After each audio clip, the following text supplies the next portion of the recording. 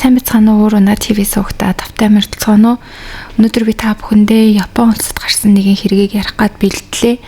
Японы нэгэн нам гүм хороололд гинтл цагдаагийн машины дуу тас хийж хүмүүсийн зүрхийг цочроодог. Цагдаа нар нэгэн ярил руу яаран орж ирээд ванны өрөө гэхлээд шалгах гэж хашгирцгаасан.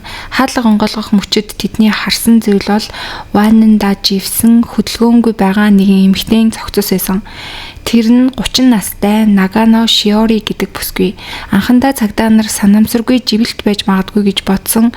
Шинжилгээгээр ч гэсэн өхлийн шалтгаан нь живэлт гэж гарсан байсан. Хохирогч Шиориг таньдаг хүмүүс түүнийг дүрслэхдээ тэр өссөн орчин нь нэлээд хүнд сэтгэлдээ үргэлж хоосон зүйлийг мэдэрдэг гэж ярьдаг байсан. Хин нэгэн жаахан л илдэг хандчих юм бол тэр хүнд бүхнээ зориулдаг зантай. Заримдаа хитрхи тэр хүнтэйгээ зууралдаж өөрийгөө үнэлүүлэх гэж оролддог байсан гэж түүнийг дүгнжсэн. Түүний амьдралын энэ үед түүнд нэгэн эрэгтэй гарч ирсэн байсан. Тэр нь Сога Харуки гэдэг залуу байсан. Харуки орон нутгийн од залуу байсан. Харуки тухайн газар нутгийн хүмүүсийн дунд олонний танил болсон байсан. Учир нь нэртэй рамены газрын менежер хийдэг байсан. Маш найрсаг хүмүүстэй илдэг найрсаг ханддаг, хүмүүсийн хайрыг татсан, сошиалч гэсэн идэвхтэй хөгжүүлдэг, хоолны газрынхаа рекламны бичлэгүүдийг өөрөө хийдэг, өөрөө тоглодог тийм залуу байсан. Ингээд тэр ресторан зөвхөн орон нутаг төдий биш улс даяар танигдсан нэлийн алдартай рамены газар болж чадсан байсан. Тухайн үед болохоор Харуки ингэж бодож эхэлсэн. Би яагаад бусдын рестораныг сурталчилж явах ёстой юм бэ? Өөрийнхөө рестораныг нээгээд өөрөө тэрийгээ сурталчлаад өөрөө сошиал дээр ч гэсэн сувг нээгээд хөгжүүлэх юм бол өшөө илүү мөнгө олж чадах юм байна гэж бодсон. Тэгээд тэр лайв стрим хийж эхэлсэн. Онцгой контентгүй байсан ч гэсэндээ зүгээр л өдөр тутмын амьдрал ч юм уу өөртөө тохиолдсон зүйлийг ярьдаг байсан. Хүмүүс бол түүний ярианд маш их татагдаж маш олноороо түүний яриаг сонсдог болж эхэлсэн. Удалгүй тэр сард бараг 4500 орчим доллар олдог болж менежерийн цалингаасаа 2 дахин их орлоготой болдог. Тэгээд эцэст нь тэр ажилласаа гарч стрим хийж амьдралаа өөрчилё гэж шийддэг. Харуки тухайн үед биеийн байдал нь бол нэлээд муу байсан. Ахлах сургуульд жудогийн тамирчин байсан ч гэсэндээ ажилд орсноосоо хойш бол хөдөлгөөнгүй болсноор маш их таргалсан байсан. Жин нь 130 кг орчим. Тэгээ үүнээсээ болоод нурууны диск өвчтэй болсон байсан.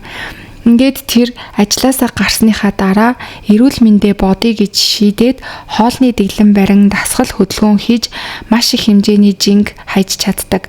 Дээрээс нь зовхны хагалгаа хүртэл хийлгэн царайч гэсэндээ өмнөхөөсөө шал өөр царайлаг залуу болж өөрчлөгддөг. Яг энэ үед нь амиа алдсан хохирогч бүсгүй Шиори түүний амьдралд орж ирсэн байсан.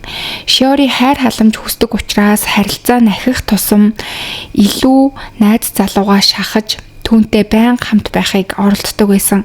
Найз залуугаа өөртөө цуг байгаагүй үед хаана байсан, хинтээ байсан, юу хийж байсан гэх мэтчлэн өдөр тутмынх нь бүх болсон үйл явдлыг зургаар баталгаажуулж өөрөө харахыг хүсдэг. Түүнээс байнга зураг явуул гэж нэгдэг байсан. Японд хувийн орон зай нэлээд чухал гэж үздэг тийм хүмүүс байдаг. Тэгээ энэ нь болохоор японочдын хувьд бол нэлээд найз бүсгийн хувьд өөрийнх нь эрхчлөөнд халдж байгаа юм шиг ийм харилцаа байж магадгүй харагдажсэн боловч Харуки бол яг энэ байдлыг нь маш сайн төсвөрлөдөг байсан. Ингээд тэд 1 жил хагас орчим том маргаан салалтгүйгээр үерхлэн амжилттай үргэлжилж байсан. Хүмүүс хүртэл тэр хоёрыг харахтаа Харукиг үнэхээр сайн залуу юм байна гэж дүгнэдэг байсан. Гэвч хүн болгоны харж байгаа бол яг бодит үнэн биш байсан. Шиориг ваннд амь насаа алдсан байдалтай олдсон яг энэ мөчөд бол Харуки эмнэлэгт биш цагдаагийн газарт байсан. Тэр байцаалтын өрөөнд гарн гавтай хувцсан цусаар будагдсан сууж исэн. Учир нь тэр бол аллагын хэрэгт сэжиглэгдсэн болж баривчлагдсан нь инээсэн. Тэгээд цагдаагийн газар баривчлагдсан Харуки хувьд бол сайн хүн биш зүгээр сайн хүний дүр бүтээн жүжиглдэг залуу байсан гэдэг нь цагдаад өгж байгаа байцаалтын явцад бол ил алдаг. Харуки маш их хэмжээний жин хайж гоо сайхны хаалгаанд орсны дараа өөртөө маш их ихтгэлтэй болсны дараа тэр илүү хурдан мөнгө олох аргыг хайж байгаад түүний сонгосон арга нь эмэгтэй хүмүүсийг дуудахаар очиж түүнд бие үнэлээд мөнгө авдаг ийм ажлыг хийж эхэлдэг байгаа. Тэр энэ ажлаараа бол маш их хэмжээний мөнгийг олдог болж эхэлсэн. Тухайн үед бол түүний найз бүсгүй Shiori түүнийг ийм ажил хийдгийг нь бол ерөөсөө мэдээгүй байсан. Тэр хоёрын хувьд болохоор танилцаад 2 сар үргэлжснийхээ дараа хамтдаа амьдарч эхэлсэн. Тэгээ шүн олгом найз залуу нь алга болчихдог байсан учраас Shiori бол түүнийг яагаад хаашаа явдгийм болоо гэдгийг нь мэдээж судлаад тэгээд яг юу хийж байгаа гэдгийг нь бол олж мэдсэн. Тэгэд өөрийнхөө юу хийдгийг баригдсан Haruki Shiori'д уйлж би нутагтаа рамены газар нээх мөрөөдөлтэй одоохондоо мөнгөгүй байгаа болохоор хурдан хугацаанд мөнгө олоод рамены газараа нээгээд чамтай хамт сайхан амьдрий гэж ботсон юм а чи намайг уучлаарай ойлгоорой гэд уйлж эхэлсэн. Тэгээ Shiori'гийн хувьд бол өөрөө хүнд өссөн хайр халамжийг маш их хүсэмжилдэг хүн байсан болохоор найз залуудаа 2 нөхцөл тавиад тэгээд түүнийг уучлахаар шийддэг. Эхнийх нь болохоор үйлчлүүлэгчтэй шүн хамт хонохгүй. Хоёр дахь нь болохоор 2022 оны 12 сар гэхэд ажилласаа болно гэсэн ийм 2 амлалтыг авдаг. Тэгтэн Haruki бол энэ хоёрт нь зөвшөөрсөн. Гэхдээ мэдээж Haruki өөрөө бол яг үүндээ хүрнэ гэдэгтээ бол итгэлтэй байгаагүй. За ингээ удалгүй бол цар тахлын үе эхэлсэн. Тэгээ цар тахлын үед түүний бизнес нь унаж эхэлсэн мэдээж хүмүүстэй шууд уулзах боломжгүй болсон учраас ингээд өөрийн гэсэн мөнгө олох боломжгүй болсон Haruki Shiori-гийн мөнгөнд гар хурж эхэлсэн байгаа. Тэгээ түүнд хэлэхдээ бизнесийн хөрөнгө гэж нэрлээд Shiori-гийн хадгаламжнаас багаар мөнгө авч эхэлсэн. Гэхдээ үүнийг Shiori бол мэдсэн ч гэсэн түүнээс салаагүй, харин ч эсрэгээр нь ажиллаа хийж чадахгүй байгаадаа сэтгэл нь өвдөж байгаа байх гэж бодоод өөрийнхөө хадгаламжнаас түүнд мөнгө өгч түүнийг дэмжсээрсэн.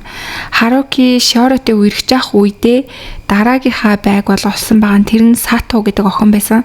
Sato гэр бүлээсээ зугтаж хамгаалах байранд амьдардаг охин байсан. Нийгмийн хувьд эмзэг, хайр халамж хүсдэг бас л Shiori-тэй төстэй охин байсан. Haruki ийм хүүхдүүд цуглардаг газруудыг маш сайн мэддэг байсан. Тэгээд тэр газарт очин Satoтой танилцаж, дотносож түүнтэй дотнос болох тусмаа түүнд би амьдрахыг хүсэхгүй байна. Надад мөнгөний асуудал маш их байна гэж ярьдаг болсон. Тэгээд түүнтэй уулзаад удаагүй байхдаа Sato тэр залууд хайртай болсон байсан. Тэгээд хайртай болсон залуугийнхаа ярьж байгаа өрөвдөлтөй түүхүүдийг нь сонсоод өөрийнхөө насан туршдаа хадгалсан бүх мөнгөө түүнд өгчөгдөг. Гэвч Haruki мөнгийг нь аммагцаал Satогоос холбоогоо таслаад алга болсон. Түүний зорилго бол зүгээр Satог өрөвдүүлээд түүнээс мөнгө салгах арга байсан. Satогоос мөнгө салгаж авсныхаа дараа бол юу ч болоогүй юм шиг Shiori-тай хамтдаа амьдарсаар л байсан. Тэгээ Shiori-тай амьдарч явах явцдаа мэдээж Shiori-гийн мөнгөөр л амьдарч исэн. Тэгээ ингэж амьдарч байгаад Haruki удалгүй дахин мөнгө хэрэгтэй болоод энэ хугацаанд Sato мөнгөтэй болсон байхаа гэж бодоод 2023 оны 12 сарын эхээр Sato руу дахин холбоо барьдаг.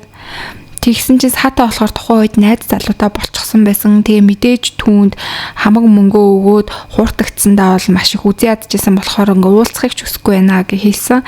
Тэгсэн чинь чи надтай уулзахгүй бол би амиа хорлон шүү гэж түүнийг сүрдүүлж эхэлсэн. Ингээд Sato болохоор сүүлийн удаа түүнтэй уулзъя гэж бодоод очисон байгаа. Ингээд 2023 оны 12 сарын 26-нд Haruki гэрээсээ гарахаасаа өмнө цүнхэндээ галтгооны утга хийгээд аваад гарсан. Тэгээ Sato Haruki хоёр бол караокед уулзсан. Тэгээ караокед уулзаад баг зэргийн мэрд сууж агаад Sato дахиж өөрлөө нь холбоо барихгүй байхыг хүссэн. Тэгээ яг энэ үед бол Haruki гэрээсээ цүнхэлж очисон хутгаа гаргаад Satог маш олон удаа хутгалж амь насыг нь хөнөөсөн. Энэ үед бол караокед байсан болохоор мэдээж караокений хүмүүс мэдж эмнэлэг болон цагдаа дуудсан. Тэгээ Satог эмнэлэгт хүргэсэн ч гэсэндээ харамсалтай нь хутганы шарах зүрхийг нь гэмтээж маш их хэмжээний цус алдуулсан учраас амь насаа алддаг.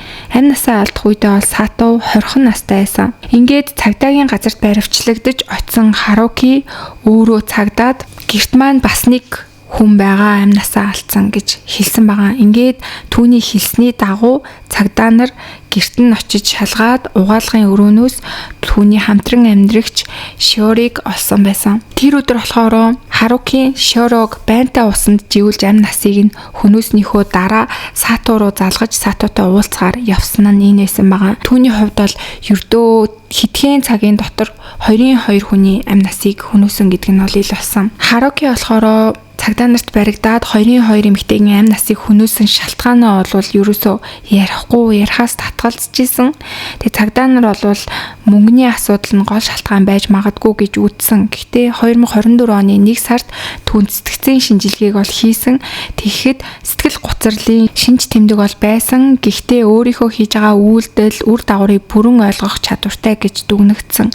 Ингээд 2024 оны 6 сарын 7-нд түүнийг 2 хүний амнаас хөнөөс хэрэгт яллагдагчаар татсан байгаа. Тэгээ шүүх хурлын хувьд бол яг одоогийн байдлаар бол арай болоогүй.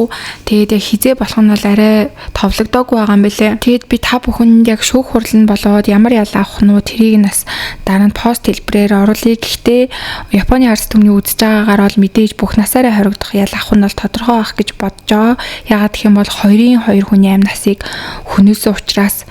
Тэгэд Харукигийн хувьд бол өөрт нь хамгийн их хайртай байсан, өөрийг нь хамгийн их дэмжиж итгэжсэн хүмүүсийг бол өөрийнхөө мөнгөний бай олгож онлоод тэр хүмүүсээр тэжээл гэж мөнгө авч ирсэн хэрнээсээ тэр хүмүүс нь өөрт нь мөнгө өгч чадваргүй болсон үед амь насыг нь хөнөөж тэр хүмүүсийг бол хүн гэж үзэхгүй зүгээр өөрийнхөө үед хогшил шиг хандж амь насыг нь хөнөөсөн ийм аимшигтай алуурчин 2 нүртэй хүн байсан байгаа. Тэр нутгийнхан болвол түүний хэрэг үйлдэлснийг сонсоод бол бүгд цочирдсан. Ингээ маш сайхан сэтгэлтэй хүн шиг, маш найрсаг тийм хүн шиг рамены газарт ажилладаг байхдаа харагддаг байсан гэж хэлж байгаа. Тэгээд царай төрхөө өөрчлөөд гадаад үзмж нь өөрчлөгдөхийн хэрээр өөртөө итгэх итгэл нь улам нэмэгдэж эмэгтэй хүмүүсээс өөрт нь сайн болохын хэрээр тэр эмэгтэйчүүдийг ашиглах болж эцэст нь хүмүүсийн амь насыг хөнөөхөд хүртэл хүрсэн ийм аимшигтай хүн гэж хинч мдээгүй гэд нутгийн ард иргэд бол ярьж исэн.